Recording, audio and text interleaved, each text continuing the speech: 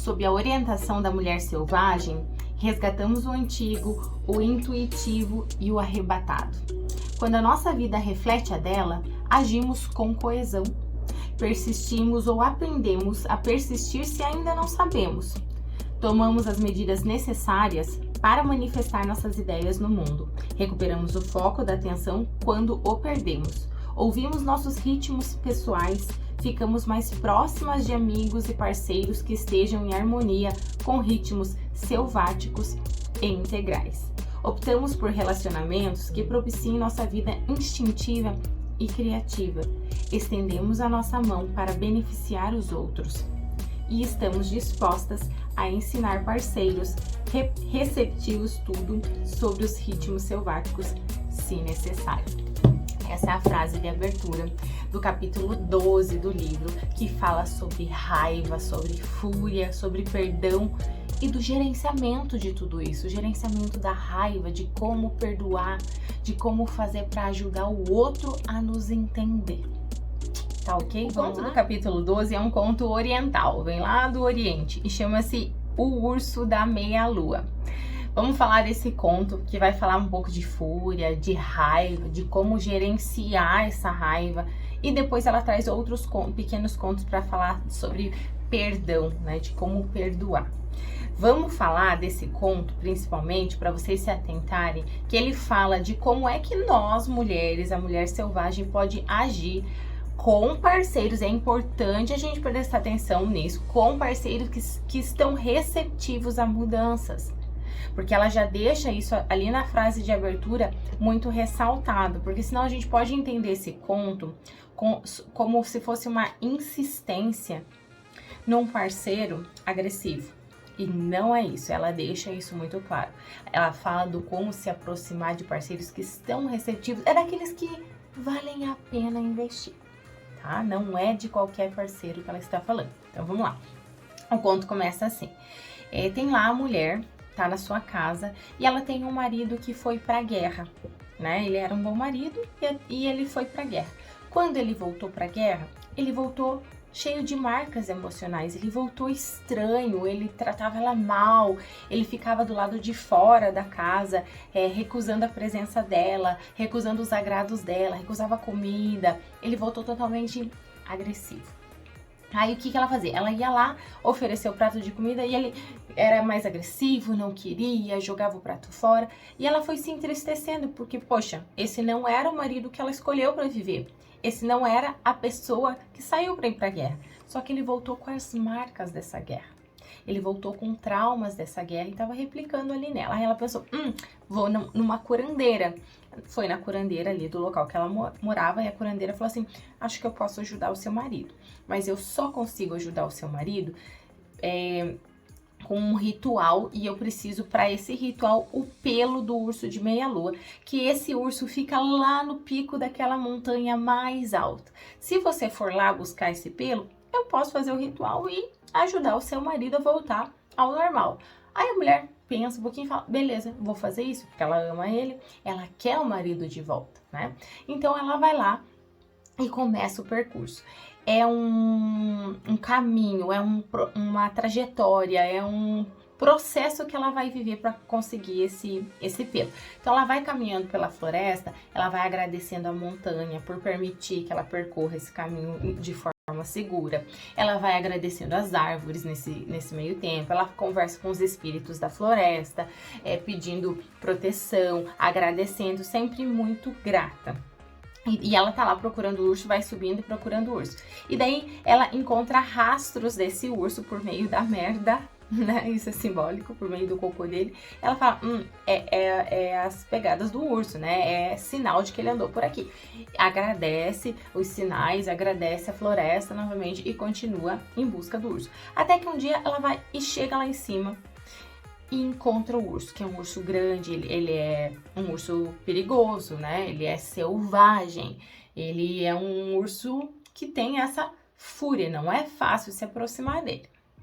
Aí, o que ela faz? Ela vai e oferece comida para ele, deixa o prato lá e ela percebe que de noite ele vem e come a comida e depois logo se afasta para dentro de uma caverna, se eu não me engano. Aí ela passa algum tempo fazendo isso, oferecendo a comida, e ele vai lá, come e se afasta, come e se afasta. E ela vai tentando se aproximar dessa forma. Até que um belo dia, ela vê ele comendo e ela se aproxima e ele esbraveja, né? De uma forma agressiva, ele esbraveja, né? Como se estivesse incomodando ele, porque ele é um urso selvagem. Aí ela fala assim, poxa, fala mais ou menos assim, tá? Poxa, eu tô aqui te oferecendo, tô sendo tão legal, tô te oferecendo uma comida aqui, já faz um tempinho, né? Eu só preciso de um pelo que tá aqui no pescoço, na meia-lua do seu pescoço e tal. Eu só preciso de um pelo, contou a história dela e tal. E o urso ainda muito bravo, esbravejando, falou, pensou, tal, você tá certo, você me deu comida por um tempo. Vai, arranca esse pelo daí e vai embora, né? E daí ele faz assim, ela vai e arranca o pelo dele. Ele grita de dor, também é simbólico isso, ele grita de dor e ela pega e agradece e volta. Ela também tem todo um percurso na descida dessa montanha. Volta agradecendo a montanha, vai descendo, tem os desafios da floresta. Chega lá embaixo e pra curandeira fala, conseguiu o pelo, agora tu me ajuda. Aí a curandeira pega, olha o pelo e fala, é verdade, é um pelo do urso de meia-lua. Vai lá, joga o pelo numa fogueira e fala, agora pode voltar pra casa. E a mulher fala, como assim, né? Olha tudo que eu fiz. Você jogou o pelo ali na fogueira, olha tudo que eu fiz. E aí a curandeira fala assim, você lembra de todo o processo? De subir a montanha, de toda a sua dedicação, de toda a tua paciência que você precisou, de como você se aproximou desse urso? Como é que foi? Com paciência? Você se aproximou dele como? Do que você precisou? Esse é o segredo. Você vai e faz isso com o seu marido. E fim da história. Vamos para a análise desse conto. A gente já viu que esse conto fala de fúria, de raiva, de marcas de guerra, né? E de como se aproximar dessas pessoas e de como poder ajudar essas pessoas. A Clarissa, ela vai trazendo nessa análise que a raiva, ela funciona como se fosse se ela é reprimida, como se fosse um lixo tóxico.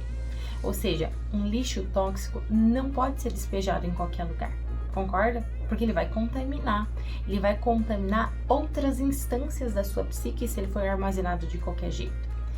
Ela traz a raiva de dois fatores, como um lixo tóxico se for reprimido, ou como um potencial criativo, algo que busca mudança, que gera movimento, se ele for colocado para fora, se ele não for reprimido, mas colocado de uma forma assertiva, né? É importante a gente salientar isso, eu falo para todas as minhas pacientes, que todos os sentimentos que a gente sente, sejam bons ou sejam ruins, eles servem para alguma coisa. Eles têm uma função no nosso ser. A raiva não é diferente, a fúria não é diferente.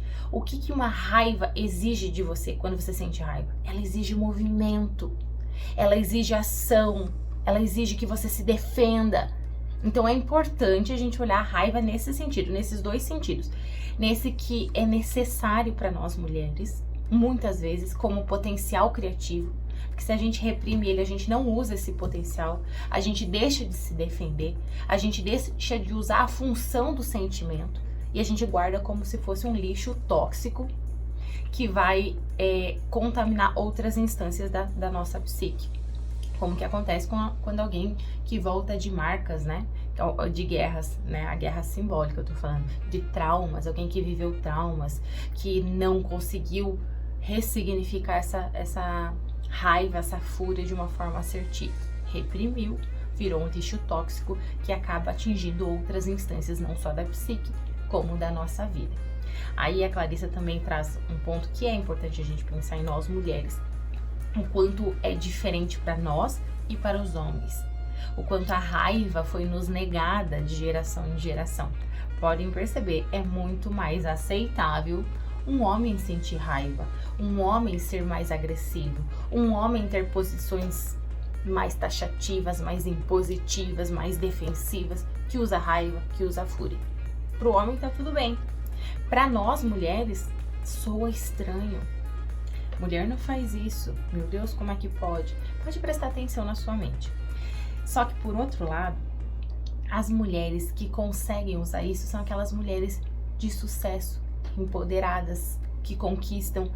Traz na sua mente uma mulher dessa, empoderada, que faz e acontece, possivelmente ela tem essa posição um pouco mais agressiva com o mundo, um pouco mais defensiva, um pouco mais impositiva. Ela usa parte dessa raiva para transformar no quê?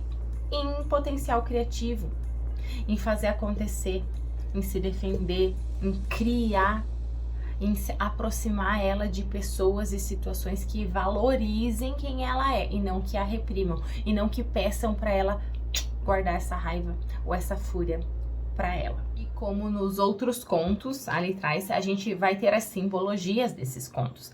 A gente vai entender esse homem enfurecido, esse urso enfurecido de duas formas. Como uma instância da nossa psique, como algo dentro da nossa psique que tá furioso, que tá com raiva, que tá ali dominando tudo, ou como um ser externalizado, um outro alguém que vive conosco, que talvez tenha algumas marcas de guerras, né, e que a gente gostaria de ter do nosso lado. Então, a Clarissa mesmo traz essas duas definições. A gente vai começar falando dessa instância interna, dessa simbologia interna. Vamos entender esse homem como uma simbologia interna da nossa psique. E aí ela traz assim, que essa história, ela fala do quê? Da paciência para lidar com essa instância. O que seria essa paciência? É entender que ele veio de uma guerra. Ou seja, que existe um trauma em você, que existe uma marca em você. Como é que se volta de uma guerra sem marca, gente? Como é que a gente vive? Como é que a gente tem experiências de vida sem marcas, sem algo que nos marque? Tem uma teoria da psicologia que fala que todos nós somos seres traumatizados. Então, ok, tá aí dentro esse homem enfurecido, raivoso, mas a gente precisa de paciência para lidar com ele, para entender que faz parte do processo de alguém que tem marcas de guerra. E aí, o que essa mulher faz? Simbolicamente nesse conto, ela vai aprender com esse percurso que ela viveu, que é subir a montanha, que é ir lá com esse urso raivoso, aprender a como lidar com esse homem. Porque é isso que ela faz, quando ela vai, se aproxima e pega o pelo dele. Ela, com paciência, pouquinho a pouquinho, oferece comida, ela vai se aproximando aos poucos. Se a gente quer ter paciência com o nosso lado, e quer fazer com que ele seja mais assertivo, esse nosso lado, que seja mais impositivo, que seja mais empoderado, a gente precisa aprender a se aproximar dele sem culpá-lo, sem ficar falando, meu Deus, como eu sou uma pessoa ruim, meu Deus, eu fui mais impositiva, eu fui mais grosseira, e ficar se culpando. Entende? É disso que fala esse processo de busca dela. Ela vai aprender com algo que é mais selvagem, que é o urso. A figura do urso é uma simbologia selvagem. Ela não vai lá domesticar esse urso, concorda? Ela não vai lá acorrentar ele e falar, meu Deus, você tem que ser domesticado e me dar esse pelo. Não. Ela gentilmente se aproxima, pede e pega esse pelo para descer a montanha de volta. Ainda está analisando dessa forma como uma instância psíquica, a Clarissa ela fala assim, perceba que se a gente tratar enquanto instância, a gente está querendo curar, né? A gente está querendo ter paciência e curar o nosso lado para poder utilizar ele ali fora, enquanto forma assertiva de raiva e de fúria. Só que essa cura, ela não vem do nada. Não existe cura sem percurso. É isso que fala, quando a curandeira fala assim, tá, mas você já aprendeu tudo no caminho que você fez. Esse é o segredo. Não é o pelo do urso. O pelo do urso talvez pouco importa. É o percurso. Gente, não tem cura sem trabalho. Não tem melhora sem trabalho. Não tem evolução sem movimento. Eu vejo muitas pacientes querendo melhorar, querendo evoluir, porque estão sofrendo de alguma forma. Aqui a gente tá falando da raiva, né, dessa situação. Mas eu vejo diversos tipos de sofrimento na clínica da psicologia e de pessoas que desejam melhorar, mas desejam melhorar sem movimento. Desejam melhorar sem mover uma palha, sentadinhas, esperando algo acontecer, esperando o universo se mover. Isso não vai acontecer. E é isso que mostra o conto. Se essa mulher permanece lá, Ou com raiva também do marido por ele estar naquela situação, ou se lamentando porque o marido está naquela situação. O que acontece se a gente permanece se lamentando por estar sofrendo? Aceitando o sofrimento, ou achando que o universo está conspirando contra, que existem pessoas, que a minha vida só não dá certo porque essas pessoas agem assim. Não, gente, não existe melhora sem você se movimentar, sem você agir, sem você percorrer o trajeto, sem você entrar na floresta, sem você buscar o perdão para si mesma. E a Clarissa traz isso numa frase ali que fala que esse percurso nos permite descobrir nosso caminho até o perdão. Porque ela volta entendendo que o marido precisa da paciência.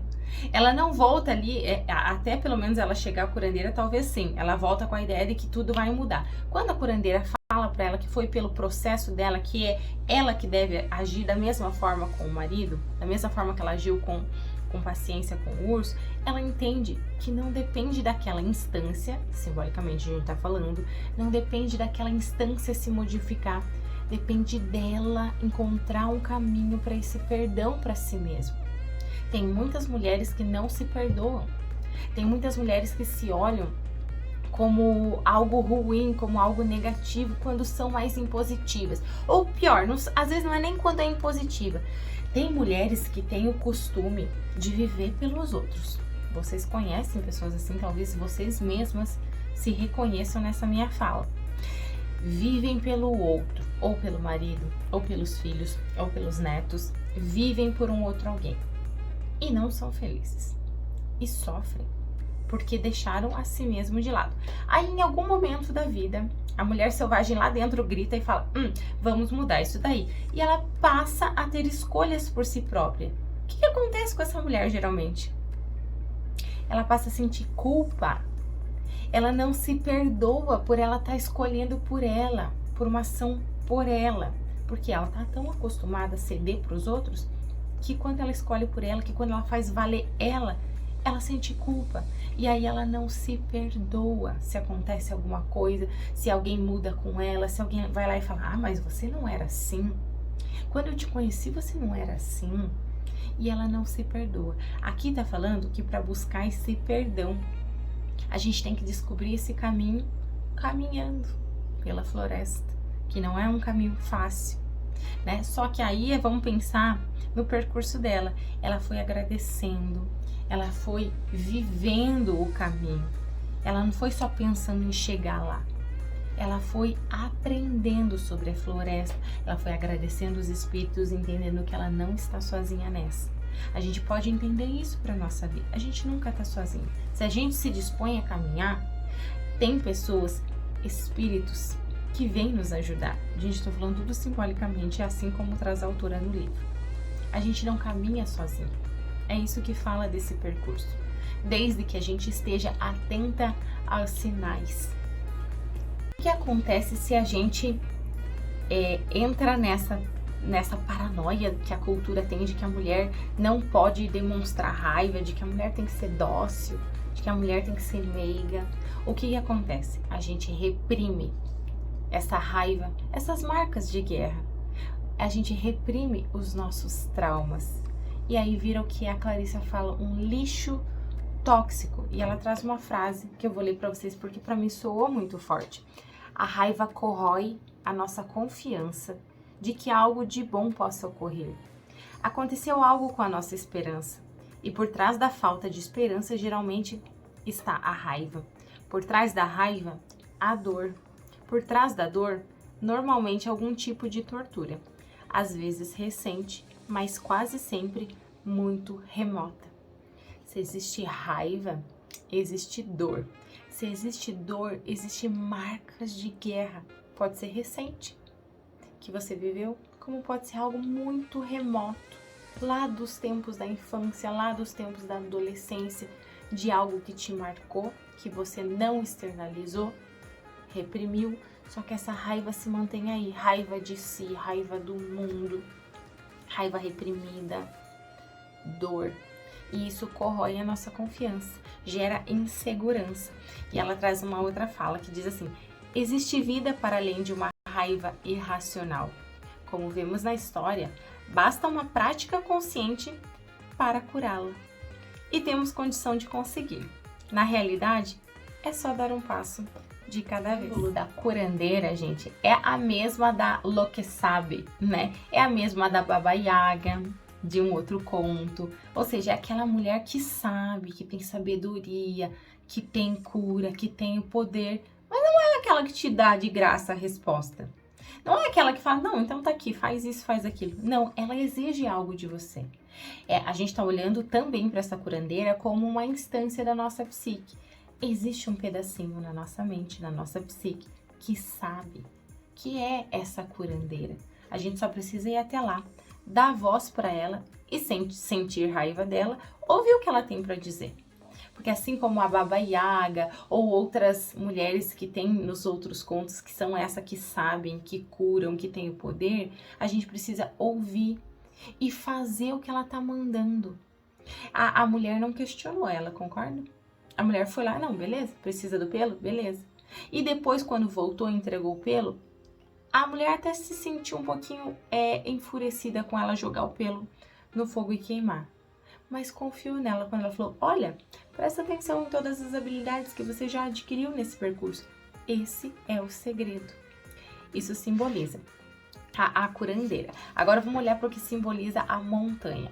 A Clarissa, autora do livro, ela diz assim que nos contos com qualquer mitologia, a montanha é às vezes usada como um símbolo para descrever níveis de autocontrole. Ou seja, a gente só consegue chegar lá no pico de uma montanha se a gente percorrer a base, se a gente percorrer o meio, até chegar lá no pico. E cada vez que a gente vai se aproximando do pico, maiores os níveis de dificuldade. Entender que esses níveis eles vão aumentando, mas que chega lá, existe de fato o autocontrole que ela traz ali, faz com que a gente permaneça com foco, faz com que a gente não se desvie da gente mesmo. Percorrer a montanha é entender que existem fases de dificuldade, existem ciclos. Se qualquer mulher começa a olhar um pouquinho melhor para si, tentando se entender verdadeiramente, tentando se encontrar, tem bastante paciente na clínica que fala, poxa, eu não me encontrei até agora na minha vida, né? Eu não sei quem eu sou, eu não sei o que eu fiz da minha vida até agora. Poxa, isso é um questionamento, certo? Se a mulher se joga para descobrir de fato isso, assim, verdadeiramente, ela vai entender que tem níveis de dificuldade, tem níveis de consciência de si mesmo. E aqui no livro, a gente está falando da raiva, a raiva tem níveis de controle. Simbologia, enquanto ela está andando essa montanha, percorrendo, ela agradece alguns espíritos, ela ouve alguns espíritos, dá voz para eles, né?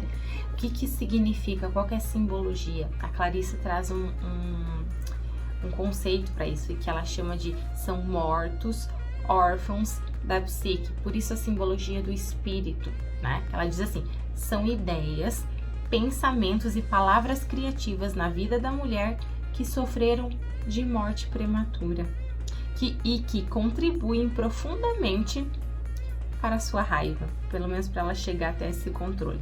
Num certo sentido, poderíamos dizer que a raiva resulta de fantasmas que não foram devidamente sepultados. Vou tentar transportar essa fala dela para a clínica ou para a nossa vida pessoal. Quando a gente tem desejo, quando a gente tem vontade de ser, vontade de conquistar, quando a gente tem essa mulher selvagem dentro de nós querendo aparecer e a gente não dá voz para ela, e por algum motivo, ou culturalmente, ou familiarmente, isso é morto, aí eu não posso, sei lá, eu não posso tentar ser uma artista, uma escritora, porque meus pais não permitem, eles querem que eu faça tal curso, eles querem que eu seja advogada. Morreu algo dentro de mim. Quando alguém vai lá e pega um projeto seu e fala, tá, mas isso não vai dar certo, e você acredita, você tá matando prematuramente uma ideia sua, pela voz de um outro alguém, não por si mesmo. A cultura faz isso com nós mulheres em diferentes aspectos, e é isso que ela traz aqui, que por muitas vezes nós mulheres temos ideias, temos a nossa própria voz reprimida, morta pela cultura, por não permitir, por não haver espaço para isso, né? E aí se tornam fantasmas, que é o que ela fala, que quando a gente começa a percorrer um caminho, esses fantasmas voltam. Só que eles não voltam no sentido negativo para assombrar, eles voltam para ajudar. Ela agradece eles nesse caminho. E eles vão aparecer na sua vida, esses fantasmas, as ideias que você deixou para trás, aquela mulher incrível que você gostaria de ser, que por algum motivo você abandonou, aquela viagem fantástica que você deixou de ir por um outro alguém e depois esse outro alguém nem tá mais do seu lado. Aquela situação que você acreditava muito que ia dar certo e que por algum motivo, porque a família falou que não daria certo, não ia conseguir, não acreditava, você deixou para trás. Tudo isso volta. São sonhos, são desejos, só que é algo da tua essência. É algo que a sua mulher selvagem traz. Quando a gente começa a vasculhar, quando a gente começa a percorrer esse caminho, a querer mudar, a querer olhar mais pra gente, esses fantasmas vão voltar. Por vezes, talvez possa doer olhar para alguns fantasmas que a gente tem, e todas nós temos. Eu vou dar para vocês um exemplo da minha vida, pessoal. Quando a gente chega próximo ali da fase dos 30 anos, que foi o que aconteceu comigo, a gente entra numa crise existencial, a famosa crise dos 30, até que eu já citei aqui para vocês em outro conto. Isso iniciou o meu processo de subida da montanha, que é o se olhar um pouquinho mais, o me perdoar por ter feito escolhas que eu já não acreditava mais na minha vida, o me perdoar por ter desistido da medicina e aí entender que eu poderia percorrer esse caminho. A medicina, nessa situação, é o que eu considero alguns fantasmas que voltaram a aparecer. Só que, olha, para minha surpresa, não estava totalmente morto. Essa ideia, esse projeto, eu dei vida novamente, dei voz novamente para esse fantasma que apareceu quando eu comecei a vasculhar minha mente, quando eu comecei a percorrer o caminho, quando eu voltei para terapia. E eu dei voz e falei, e é isso que vai acontecer. E hoje tô aqui, né, cursando medicina. Enfim, é um sonho que para mim foi resgatado. Então não se assustem se no teu caminho aparecerem esses fantasmas. Olhe para eles, agradeça por um dia eles estiverem vivos na sua vida, né? A gratidão dessa mulher quando ela vai percorrendo a montanha é o que a ajuda a adquirir força para continuar. São eles que dão algumas pistas, entende? Então não se assuste se alguns dos seus fantasmas, das suas ideias que você achou que já tinha morrido lá atrás, dos seus desejos que já tinham morrido lá atrás, voltarem a aparecer. Pra olhar para esses fantasmas e ter raiva de si por ter matado eles, por ter matado prematuramente, por eles morrerem prematuramente, porque eles podem ser resgatados. Aí é o que a gente estava falando agora há pouco, que quando a gente entende que a gente deixou muita coisa, aparece a raiva pelas marcas da guerra que a gente já viveu internamente, pelos traumas vividos. E não adianta esperar. Ela traz até uma fala aqui que eu achei interessante, que ela fala assim, a raiva não é como um cálculo renal, porque o cálculo dói pra caramba, né, gente? Mas ela fala assim, que se esperarmos tempo suficiente, a dor passa no cálculo. Mas não é do mesmo caso quanto a raiva. Não e não. Você precisa tomar uma atitude correta. Só assim ela passará e sua vida será mais criativa. Tem um pedacinho que ela volta a falar da raiva, a raiva legítima. O que seria essa raiva legítima? Não é essa raiva que a gente aprisiona. A raiva legítima é aquela que é necessária para nossa sobrevivência. E ela fala assim que existem ocasiões em que se torna imperioso liberar a raiva. Em que casos são esses, gente? Para se defender. Nos casos assim bem práticos da nossa vida. Tem mulheres que estão tão abaladas que não permitem que essa raiva saia e que não conseguem nem ao menos se defender. Mulheres que estão em relacionamentos abusivos, mulheres agredidas por seus parceiros. O que seria essa defesa? Dá uma de louca, grita, vai na delegacia, parte para cima se for o caso. É uma defesa, é uma raiva pela agressão, por estar sendo lesada. Essa raiva ela considera como se fosse legítima. Existe sem dúvida a hora adequada para soltar a raiva a todo vapor. Qual seria no teu caso, na tua vida, um momento que você viveu que a raiva deveria ter sido soltada, deveria ter sido direcionada de fato, que a raiva foi legítima, que a raiva foi boa para você, ou pelo menos deveria ter sido nesse caso, que foi para sua própria defesa. Traz na sua mente, não pode se culpar por isso, não pode se culpar por se defender, por defender quem você ama. Essa raiva é legítima e necessária. Um ponto importante da gente trazer aqui, até contextualizar com a nossa vida, é que assim, a gente não sai ilesa se a gente aprisiona essa raiva. De alguma forma, ela vai nos lesionar, de alguma forma, ela vai nos trazer prejuízos. E daí ela fala assim que muitas mulheres, isso é bem comum de acontecer, que a raiva tá tão grande lá dentro, pelos traumas vividos, pelas ideias mortas, por ter abdicado de muitas coisas, tá tão grande, só que essa mulher não se impôs, essa mulher não colocou a raiva para fora, ela não trouxe de uma forma assertiva essa raiva, só que ela tá tão grande em termos energéticos, que essa raiva começa a sair aos pouquinhos. E como é que sai aos pouquinhos? De uma forma a nos lesar. E ela traz essa frase que é bom pra gente olhar se isso já não existe em algumas de nós, em alguns momentos. Ela pode sustentar, ela mulher, né? Pode sustentar uma forma de raiva pulverizada, que a força a criticar, criticar e criticar. Sabe aquela mulher que só fica criticando tudo e todos? Ela tem uma raiva armazenada. Ela sente raiva de si, ela sente raiva do mundo, pelas marcas, por aqueles traumas. Ela pode usar a frieza como uma anestesia. Aquela mulher que é fria, já não sente mais nada, vê a dor do outro e não se comove, não sente mais nada, não sente a dor do outro. São aquelas pessoas frias.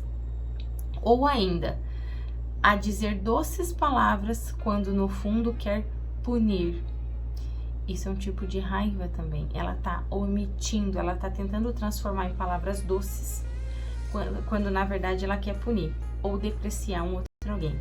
Ela pode impor a sua própria vontade àqueles que dela dependem. Ela pode causar uma injustiça, principalmente das pessoas que dependem dela, do amor dela. Ela não consegue soltar essa raiva quando ela necessita, mas ela solta essa raiva em pequenas porções pulverizadas na família, nos filhos, nos amigos, nas pessoas que a amam. Ou pode ameaçá-los com um término de relacionamento ou do afeto.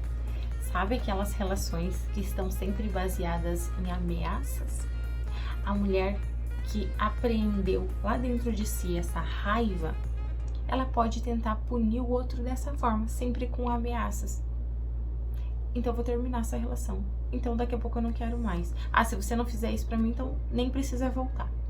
O que acontece com essa mulher? Será que ela não ama de fato? Será que uma relação baseada em ameaças funciona? Não é isso. Nem é isso que ela mesma quer. Só que é a forma de extravasar a raiva dela, punindo um outro alguém. Bem aquela mulher que ela não consegue se defender, como foi falado, para não entrar num confronto com outro alguém, porque ela tem medo. Ela não gosta de confrontos, mesmo que o confronto seja justo. Ela sempre prefere se omitir para não ter aquela sensação desprazerosa do confronto com outro alguém, mas da mesma forma aprisiona a raiva. Ela fala assim, ó, da mesma forma que a mulher evita todas as confrontações, ela começa a se sentir melhor, só que essa sensação é temporária. Não é esse o aprendizado que procuramos. Porque se a gente faz isso, a gente já sabe que temos prejuízos, se não de forma imediata, mas com o tempo. Queremos aprender a decidir quando permitir a raiva justa e quando não. É aprender a diferenciar essa raiva. Quando é que eu posso liberar essa raiva? Quando é que a minha raiva é legítima? Quando é que eu preciso me defender? Quando é que eu preciso gritar? Quando é que eu preciso me expor? Quando é que eu preciso ser agressiva? Se a gente sabe dessa diferença, quando eu preciso e devo, e peraí, quando é que essa raiva tá vindo de outras situações, e peraí, vamos olhar para ela, vamos analisar, vamos tratar ela de uma forma mais assertiva, com paciência. Aí a gente começa a se perdoar. Para vocês um caso real, que talvez algumas de vocês viveram coisas parecidas, quando a gente abdica de um sonho, abdica de alguma coisa, e essa raiva interna talvez não é justa, vamos pensar assim. Ou a gente precisa elaborar de outras formas. Eu conheço uma pessoa, né? Conheci uma pessoa, no caso, uma mulher, que ela tinha um grande sonho, que era de morar fora do país, e ela recebeu, inclusive, uma proposta financeiramente muito boa para ela, que compensava demais. Ou seja, os planos estavam se concretizando, estava tudo acontecendo. Ela estava praticamente com as passagens compradas, com tudo organizado para morar fora. De repente, a pessoa que ela convivia, uma das pessoas que ela convivia, que ela amava de paixão, companheiro de vida, adoece. Câncer. Ou seja, os planos dela, inclusive esses, né, que envolvem sonhos, foram todos frustrados, que eles já não poderiam viajar, não poderiam fazer valer esse sonho.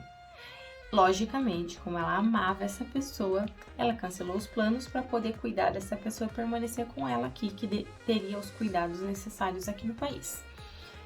Com o passar do tempo, a gente sabe que o câncer é algo que maltrata, é algo que aos pouquinhos vai maltratando o ser até que em um processo de cura. Essa pessoa permaneceu cuidando dessa pessoa que ela amava, só que ela foi desenvolvendo uma raiva muito grande. Não pela pessoa de fato, mas acabou externalizando na pessoa. A raiva dela tá pelo plano, pelo projeto, pelo sonho que naquele momento foi frustrado. Então, para onde ela direcionou essa raiva? Ela reprimiu, porque ela não poderia naquele momento talvez fazer valer. Ela não poderia naquele momento gritar com alguém ou transpor essa raiva para fora. O que ela deveria fazer é a paciência com ela. É a paciência de entender que tá tudo bem aquele sentimento de frustração frente a tudo que estava acontecendo, uma pessoa significativa para a vida dela. Só que ela não o fez. Tanto que ela veio para mim em terapia tempo depois. Talvez justamente por entender um pouquinho desse processo, ela falou, eu sei que não é certo, mas eu tenho raiva da pessoa, do outro adoecido. Ela era a pessoa que cuidava desse outro alguém, de levar no médico, de entender que essa pessoa, de certa forma, precisava desse cuidado dela, precisava do amor dela, precisava da paciência dela. E ela fazia tudo isso, só que com muita raiva, descontando friamente, pouco a pouco, dia a dia, nessa pessoa, no processo. Até ela entrar nesse entendimento que isso poderia ser ressignificado. Que ainda assim, apesar de dura essa escolha, ainda foi uma escolha. Ela poderia deixar essa pessoa aqui e ir viajar e manter o sonho dela. Mas a que custo? Para ela há um custo maior, talvez, de sentir mais culpa, mais raiva de si em deixar a pessoa. Não, ela optou por ficar. Só que aí ela precisa de paciência, ela precisa entender esse homem frustrado lá na psique dela, esse urso enfurecido. Ela precisou percorrer essa montanha para entender esses planos, esses projetos, que eles ainda estavam ali. Eles não foram totalmente frustrados. Ela ainda tinha as mesmas habilidades. Eles só foram adiados. Essa raiva passada em terapia, nesse momento, ajudou ela a ressignificar e ter paciência com ela mesma. Quantas de nós abrimos mão por escolha de algumas coisas? Às vezes não é a melhor das escolhas, mas muitas vezes na vida nós temos duas escolhas não boas e a gente precisa fazer, a gente precisa tomar uma decisão e a gente faz uma delas e a gente fica culpando as pessoas à nossa volta. A gente fica descontando essa raiva armazenada nas pessoas à nossa volta, porque a gente precisou fazer essa escolha, porque não deu certo a minha vida. Ressignifica. Olha de outra forma, paciência consigo mesmo. Aprenda a percorrer a montanha, aprenda a se aproximar dessa mulher que está com raiva, que é você mesma. Aprenda a entender sem se culpar e pior, sem culpar outras pessoas à sua volta. Ela fala que quando ela percorreu o México, né, ela via diversas pequenas cruzes à beira da estrada, sabe, sinal de cruz, assim como se alguém tivesse morrido ali, a pessoa vai lá e coloca uma cruz, que ela chama de descansos, é chamado assim, né, lá no México. No México não, me perdoa, no Arizona. Aí ela fala assim que Esses descansos são símbolos que registram uma morte. Esses descansos podem ser vistos podem ser simbolicamente vistos nas mentes de todas nós mulheres, né? O que significam esses descansos? São pequenas mortes de nós mesmas, pequenas coisas muito negativas que a gente viveu e que nos marcaram profundamente, que fez com que parte de nós precisasse morrer em algum momento. Aí ela diz que quando a gente encontra isso, a gente assinala a ocasião em que se optou por não seguir por uma determinada estrada, por exemplo. Isso é um descanso. Caminhos que foram obstruídos, como eu citei para vocês dessa minha paciente, que ela não pôde mais viajar naquele momento. Algumas emboscadas, algumas traições já vividas e mortes. E aí ela diz assim que é interessante a gente se permitir olhar para isso para não gerar raiva. Recomendo que você faça descansos, que você coloque cruzes nessas suas marcas, que sente como uma linha cronológica da tua vida, que você olhe para a tua vida como uma linha e pergunte para si mesmo, aonde estão as cruzes? Aonde estão os descansos? Aonde estão as minhas marcas? Os momentos em que eu precisei deixar um pouco de mim, morrer um pouquinho, que são essas situações que ela citou um pouquinho antes. Onde estão os pontos que devem ser lembrados, que devem ser abençoados, porque muitas dessas cruzes mudam a nossa direção. São alguns momentos da nossa vida que a gente entende com muita dor, que a gente sente muita raiva, mas que se aquela cruz não existisse, a gente não estaria onde a gente está hoje. Eu tenho algumas cruzes na minha vida que lá atrás eu não entendia e hoje eu abençoo essas cruzes. Eu falo, que bom que aconteceram. Talvez lá na época eu não pensasse assim, mas hoje, que bom que aconteceram. Em todos eles, em todas essas cruzes, em todos esses descansos que ela chama, há significados que você trouxe até a sua vida atual. Eles precisam ser lembrados, mas ao mesmo tempo precisam ser esquecidos. Olha essa dualidade, né, gente? Leva tempo e exige paciência. Paciência consigo mesmo. Faz esse trabalho, vou deixar na atividade terapêutica. Coloca numa linha do tempo. Aonde estão as suas cruzes? A gente vai falar das pessoas, das mulheres, de nós mulheres, que estão presas a raivas antigas, né? A gente já falou de alguns sinais que podem acontecer, mas ela diz assim, ó, que muitas vezes a gente confunde, a gente acha que as pessoas que estão presas à raiva são aquelas que ficam esbravejando de tempo em tempo. Podem acontecer, mas na maior parte das vezes, ela traz na maioria dos casos, não é assim que funciona. Estar presa significa estar cansada o tempo todo. Sabe aquela pessoa fala assim, poxa, eu vivo cansada, eu não aguento mais viver. Ter uma grossa camada de cinismo, de destruir a esperança, de frustrar o que é novo, o que é promissor.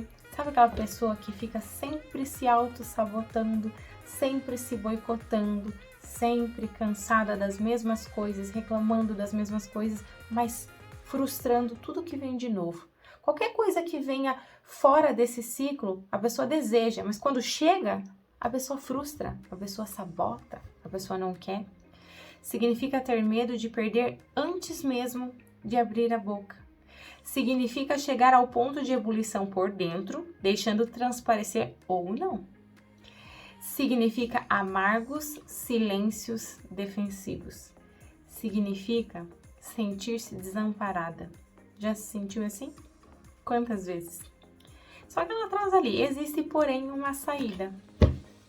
Quando a gente está presa à raiva, a saída é o perdão. E ela entra ali numa outra parte da história, da análise, que é o perdoar-se. É a única saída para a gente se livrar dessa prisão que causa a raiva. Aí ela traz que para a gente se perdoar, para essa cura verdadeira acontecer, para essa cura real acontecer na nossa vida, a gente precisa dizer a nossa verdade.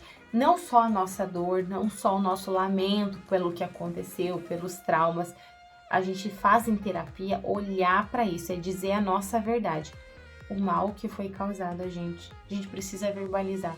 O mal que foi causado, a raiva que vem com isso, a revolta, o desejo de autopunição, o desejo de punição de um outro alguém e a vingança que foi desejada por nós. É difícil olhar pra gente enquanto ser vingativo, enquanto ser punitivo, enquanto seres maus, muitas vezes, mas isso precisa ser verbalizado. A gente vai verbalizar para qualquer pessoa? Não, gente. A gente pode fazer isso pra gente mesmo, verbalizando ou em terapia, ou para alguém que a gente confia. O ato da palavra, nesses casos, tem muito poder. E aí ela traz, para que a gente se perdoe, precisamos de 4 estágios. Os 4 estágios do perdão são: 1. Deixar passar, deixar a questão em paz. 2. Controlar-se, renunciar à punição. Esquecer, afastar da memória, recusar-se a repisar na situação, né? E a 4ª etapa, perdoar, que é o abandono da dívida. Vou falar um por um pouquinho aqui para vocês agora. Deixar passar, que ela traz ali, a gente vai relacionar com o tempo, é o primeiro estágio, é o deixar passar mesmo. É o dar tempo ao tempo, é permitir que você não fique revivendo essa história o tempo todo. Deixa passar, vai fazer outras coisas que te agradam, vai ocupar sua mente com outras coisas, vai viajar, vai fazer o que é possível na tua rotina. Não vai ficar, mas eu não posso fazer isso por conta daquilo, mas eu sou assim por conta daquilo. Você não tá deixando passar, você tá revivendo. O deixar passar é entender que o tempo, uma hora, vai te dar espaço suficiente para que você consiga olhar de uma outra forma para isso, para que você consiga se curar. Deixar passar o que você viveu, deixar passar essa história, dar um tempo para ela. O segundo estágio do perdão é o controlar-se, que é o renunciar à punição. Porque, gente, a gente entendendo que a gente tem raiva pelo que aconteceu, por algum trauma do passado, que a gente está armazenando, a gente sabe que tem vontade de punir o outro ou nos punir. A gente está trabalhando em 2 aspectos, externalizando ou mesmo de si mesmo, como uma instância da psique. Essa autopunição tem que ser consciente, a gente tem que tomar consciência do que a gente tem feito com a gente mesmo enquanto punição. Para daí reconhecer e falar assim, a vontade existe de se punir, mas eu não vou fazer isso comigo. O que seria se punir, gente? Permanecer numa situação hostil, não se permitir criar algo novo, ficar se boicotando o tempo todo, não se achar digna do amor dos outros, colocar as coisas dos outros sempre à frente das suas. Isso é uma autopunição consigo mesma. Sempre a pessoa prejudicada, no caso está sendo você, é uma autopunição. A gente precisa tomar consciência para daí se controlar, para daí dizer, peraí, eu tenho vontade de fazer isso, talvez como uma autopunição, mas eu não vou. Controlar-se significa ter paciência, resistir, canalizar emoções. Esses são medicamentos poderosos. Faça tanto quanto puder.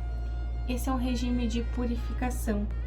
É praticar generosidade, permitindo assim que a grandeza da natureza compassiva participe de questões que anteriormente geravam emoções que iam desde a ínfima irritação até a fúria. Tornar-se consciente e com paciência a si mesmo para poder se perdoar e dizer, eu não vou me punir mais. Eu não vou mais entrar numa situação dessa em que eu sei que eu vou sair ferida. Eu não vou mais punir um outro alguém pela raiva que existe aqui dentro de mim. É esse controlar-se. Esse estágio é o esquecer. Como é que a gente pratica o esquecimento consciente? Né? Porque é difícil. As lembranças voltam. É quando a gente se recusa a dar voz para esse pensamento, quando a gente se recusa a olhar detalhadamente para essa lembrança. E ela traz isso nessa frase. Praticamente o esquecimento consciente é quando nos recusamos a invocar o material inflamável, quando a gente recusa a dar voz para aquilo que dói, para aquilo que a gente sabe que vai tomar conta da gente, quando nos recusamos a mergulhar em recordações. Se recusa. Se tem algo que dói que fica voltando na tua mente, evita entrar nos detalhes. Abandone essa ideia de mergulhar no que te faz mal. O último estágio, que é o estágio do perdão, chama perdoar. Que ela fala assim, que a gente tem que pagar uma dívida, geralmente quando a gente, tem uma culpa, sente uma culpa por algo. Só que é a gente que decide o que a gente vai pagar. É a gente que decide como essa culpa vai ser redimida. E ela traz um exemplo assim que, por exemplo, numa nação, não tenha o mesmo peso, por exemplo, uma ofensa ou um crime bárbaro. Identifica qual é o peso que isso tem para você.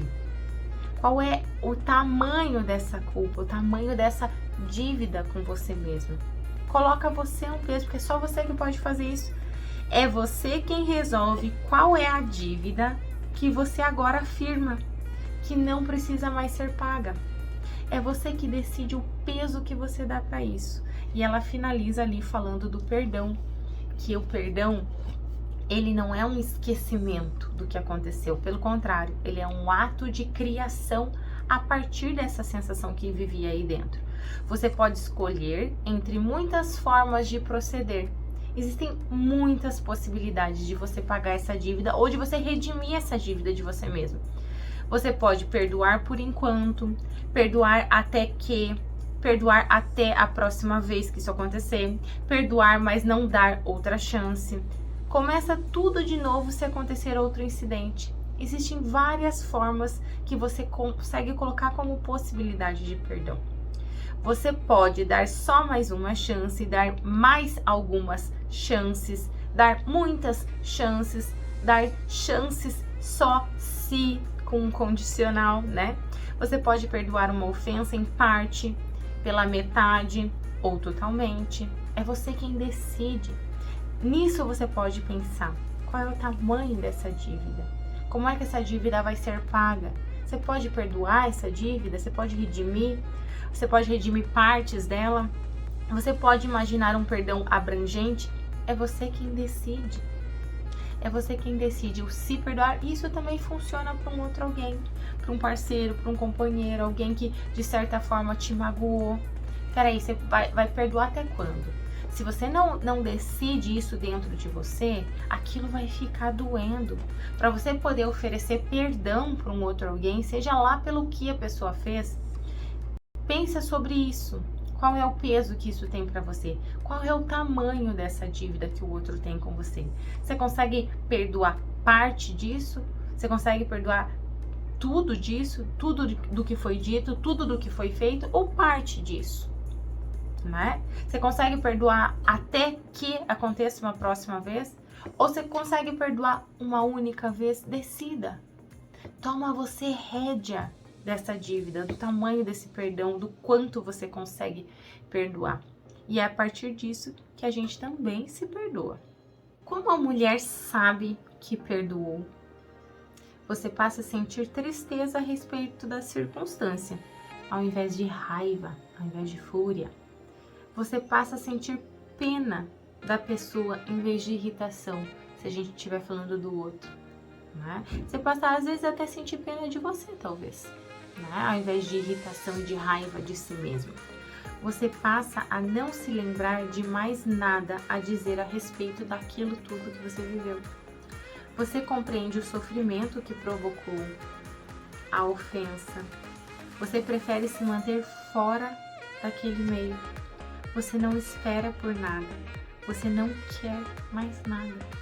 Não há no seu tornozelo nenhuma armadilha de laço que se estende desde lá longe até aqui. Você está livre para ir e vir. Pode ser que tudo não tenha acabado ainda, viveram felizes para sempre. Mas sem a menor dúvida existe de hoje em diante um novo era uma vez à sua espera.